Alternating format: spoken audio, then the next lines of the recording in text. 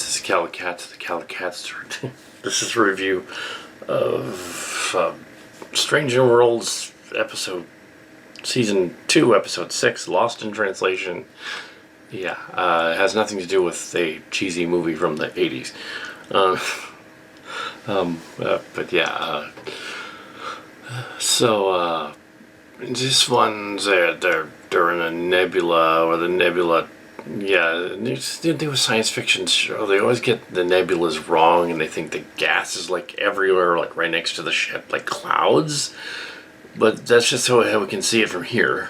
And, yeah, if you got close to the nebula, you wouldn't see like packets of cloud everywhere. Like it's in a, yeah, they'd be less dense than that. The local group is a cloud. You can't see it. Where the sun and Alpha Centauri and Sirius and all that is. If you went farther away from it, you would see the stellar nebula remnants of it.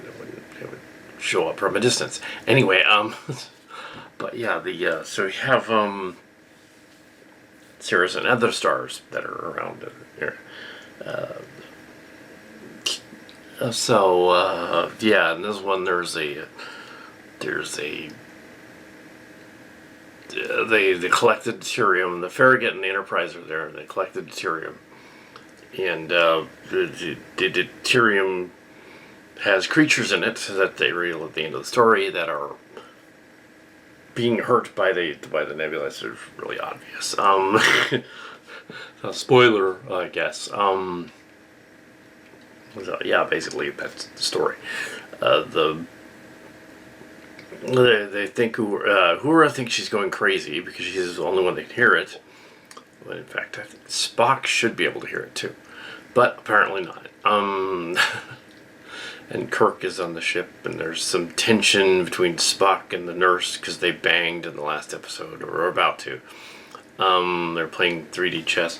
They show a lot of their version of 10 Forward, which they showed last season on the thing. Yeah, they're not doing the Ready Room this season on that at all, which is interesting. So they're not doing that. But last season they're building bar set, their version of 10 Forward, even though there's no 10 Forward on Kirk's Enterprise in the classic Trek. So did he get rid of it? So yeah, it's an inconsistency in the timeline. It wouldn't be there. It's because Scotty was spending too much time in drinking. Scotty's not in this one. The chief engineer is the plucky Lithian lady. Though she's a Lithian, should technically be a big lizard, but they'd be confused for the Gorn. So no. We have in the Spock and Chapel scene, we have a reference to Schrodinger's cat. That also occurs in the story scripts of the next. It was last season too. We refer to it in Strange Worlds, our version of Strange Worlds. And we refer to it again in the Destinations. So we keep referencing that cat, the Schrodinger's cat equation of the. And it becomes a central theme to one of the episodes in our story, in that the Q are basically the cat. If it got out of the box and decided to shred the scientist, or the Q are basically that. So they are chaos. See, but yeah, so there's no Q in this episode, but in the Cillian stories, the Q are basically that. It's a theoretical story. It was just one-off line, and it's a weird idea that this hypothetical physics animal, no one's actually killing a cat. That would be messed up. And it's both alive and dead, because there's either a poison in there, or a radiation, or there's food. And you can't look in the box, and the creature's in there, and you have to to get a thought experiment that doesn't require the most obvious solution, which would be to open the box and look. Apparently they can't in the scenario, and that's why. But the Q are basically the third option, which would be chaos in entropy. The universe tends toward chaos, and that should be part of it. in that the what happens if the animal doesn't want to go in the box, or on its way in, it proceeds to shred the scientist's face for putting him in the box. That's the cue. They're like, yeah. It's kind of the Borg too, but not as much. It's kind of the Borg. The Borg are originally more relentless. This one doesn't have Borg in it. That's how scenes of Hammer, their previous engineer, they're trying for the feel goods stuff. Unfortunately, we only knew him from the last 10 episodes. These are 10 episode seasons, and that stuff doesn't hit a poignant note so much because technically he was in 5 of the 10 episodes, and then he dies stupidly when the Gorn have alien powers, like chestburster powers for some reason, and they didn't have that before. They kill him. It's like there's no defense against that. Come on. This doesn't make any sense. There's a body count in this one, though, because they have a guy that tried to sabotage the array. And he's going nuts, and he kills somebody on the ship, or unknown officer. Yeah, so we have, and then he's killed. He gets jettisoned at an airlock. Cool space sequence. So and then there's part of the cell blew up, but apparently they fixed it because he blew up part of himself. Apparently apparently it's more advanced in the time of Pike than it is in the time of Picard. For some reason. Oops. 100 years later. So, this story likely takes place in 2260, 2261, and establishes that Sam Kirk and is on the ship, and that Jim Kirk is on the ship. Sam Kirk's supposed to go off to be on a colony where he gets attacked by the jellyfish blood pancake things. The classic Trek. No, we get to meet them here, and they're dynamic, which is that part's a little silly. All of the parts with Uhura aren't. She does a good job playing somebody that's like going nuts, I guess. And imagining what the shuttle crash killed her parents or whatever that's in there, and the shuttle crash, and there's like elements of space dementia, return to dementia. So there's that in there, because clearly the writers were had somebody that did that. The acting was actually not silly in this one. They were trying not to be silly. There were some scenes that were a little off-putting, like Kirk and Sam, and the chief engineer lady who was apparently a previous professor of Una and didn't like give her a bad grade or something, like she was a teacher or something. That came out of nowhere, and it didn't really make sense that they would have animosity to each other. I mean, really? And yet the Star Trek people want to make a Starfleet Academy story. This practically is that. So they're acting like they're at the Academy. So they're in some ways this series. Some of the Trekkies were complaining, including Shives and Mary Jack and some of the other ones were complaining. This series is kind of sophomorish, and they wouldn't act like that if they were officers. This episode's a little less like that because they actually confront what's going on and blow up the array thing and stop the creatures that are living in the deuterium thing. That was not a surprise at all.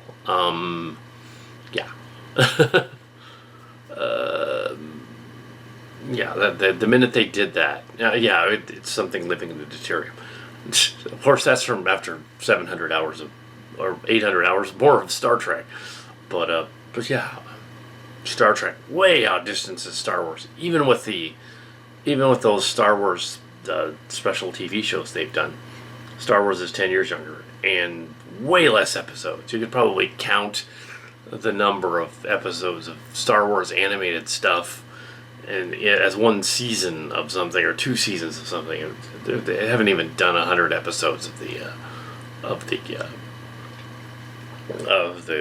those specials. They keep doing those 8-part specials like on Disney Plus. The Star Trek way outdistances Star Wars. They'll never catch up. They would have to have a full-on 26-episode season series going on for 18 years before they caught up, and then they still wouldn't. So yeah, yeah, and there's a writers and actors strike going on since yeah, and in my fan film, The Strange Worlds, Starship Locations, Destinations, was being written at the beginning of that, and I'm not in the WGA, so yeah, so it was me in the beginning of that. So yeah, and that'll be later. Put that together. But with all production halting for a while on stars and appearances, I imagine the conventions this the end of the summer, early fall will be boring because they can't have the actors there. But yeah, so they'll probably have to do something about it. And it's not the big A-list actors; it's the ones underneath them. The A-list actors are fine; they'll do fine. They have mansions, houses, and money off to the side. That they'll be fine. But production would effectively halt on a Star Trek project. There'll be a big glut in 2024 when down the line when they go, oh, they've completed Discovery season 5, and yeah, I think that was pretty much done before everything started. Also, Lower Decks season 4 is also done. So those two will be coming out. But as for their alleged Academy story and their Section 31 story, they can't do them anymore because they didn't. Yeah, that's Section 31. Don't do a Section 31 thing. No, Kurtzman, don't do that. Nobody wants that. Only you guys want that. Ooh, let's make a spy thing with Star Trek. Yeah, clandestine thing. No, don't do that. And don't do Academy story either. They've been wanting to do a Starfleet Academy story since I was in high school in the 80s, the late 80s. Don't do it. It's not going to work. The J.J. Abrams 2009 thing is the closest thing to a Star Trek Academy because they were clearly 10 years too young to be at command of the ship, and they put them on the ship, in command of the ship. And it's like, come on. Yeah, the Abrams movies don't make any sense. That timeline is completely off. 2250s. No, that's the early 2263 for the 5-year mission. The end of it. No, it's way before. This one's trying to retcon that, fix that. Have it be like, oh, okay, Kirk is a lieutenant on the Farragut and all that. You can thank me later for that. Yeah, so there was a Farragut story that the fans had come up with. There was also an online fan film thing that was not connected to mine. But one of the stories that I came up with was why don't they make the only way they could fix an Abrams movie would be to do a Farragut story. And they've been kind of doing that with these Strange New Worlds end of season 1 and beginning of season 2 with little sprinklings of the Farragut story. The Farragut, the ship. And I didn't add that to this. They just know about Silly Track and Silly Realm, so they added it. And it's part of the canon now because it's on film. Still kind of its own universe because they have a 10 forward that they wouldn't have. Characters trying to hit off on each other doesn't make sense. But yeah, you have. Yeah, so you have Lieutenant Kirk and the Lion Sing. Oh, there's a sing scene. Yeah. She met him in another timeline and she wants him. Yeah. Now that would be interesting if like the con fight in this universe is between her and Kirk. That would be funny. Instead of the other guy, and she gets marooned on City Alpha 5. That would be an interesting twist. They're not going to do that, but that would be an interesting twist. And also, you totally could fix the weird convoy timeline thing, because that makes absolutely no sense. Just say it's a different universe. But they didn't actually say what year they'd gone back to in that story. It was clearly 2023 by the looks of the cars and vehicles and stuff, but it could have been earlier if there was an eugenics war and stuff. And it could have been. They didn't say exactly when it was. I guess they kind of did later on in the script, so it's written that way. Or he's not Khan, he's Khan's grandson. the kid that they met. In which case, yeah, it's her and her descendant, her ancestor, but it's not Khan's ancestor. It's just another guy named Khan. I take it the kid is the grandson. Then it makes sense. It's like, oh, okay, it's a grandson. It's not him, so it wouldn't do any good to do it. It would just make her timeline disappear if you got rid of him. Because it's not anything to do with it, the other guy. Oh, yeah. Does explain that. Well, in the Picard season 2, they have the Khan folder, which is weird. He did a Khan thing on her. Yeah. This doesn't make sense. Anyway, yeah, it's kind of silly. That's why you don't want to do clandestine stuff. And why is Khan the Joker to Kirk's Batman? It shouldn't really be the case. Yeah, it would have been way more interesting to do a Trelane Q kind of thing. They didn't want to. I really only met Kirk in the one, and then in the movie The Wrath of Khan. And the reason the movie Wrath of Khan works in Star Trek 4 and Star Trek 6 work is the simplisticness of the story. It's a submarine battle. It's a battle of wits. It's chess. It's strategy. In Star Trek 2, it's not about Khan, really. It's about strategy and ships fighting each other. It could have been anybody, really. In Star Trek 4, it's save the whales. Go back in time, save the whales. And the whale probe from destroying Earth, it's similar. And Star Trek 6, it's all Nicholas Meyer, incidentally. Star Trek 6, well, Nimoy directed Star Trek 3 and 4, but Nicholas Meyer in Star Trek 6 was the Cold War is ending because of the Chernobyl Lake disaster, and then the Cold War between the Federation and the Klingons, wink, is ending, and so they have to go as the last gasp of the old regime trying to like sabotage things, yeah, so it's in there. Sort of simple enough idea. It's more of a spy thriller than a Star Trek story. Yeah, the best Star Trek stuff probably works on a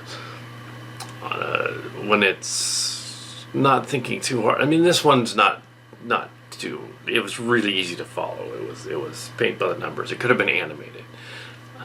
Speaking of animated, next week's episode will be the episode 7. Will be the old scientists, and it will be a flash forward, flash backward to somehow they go to visit lower decks. Yeah. Anyway, so next time.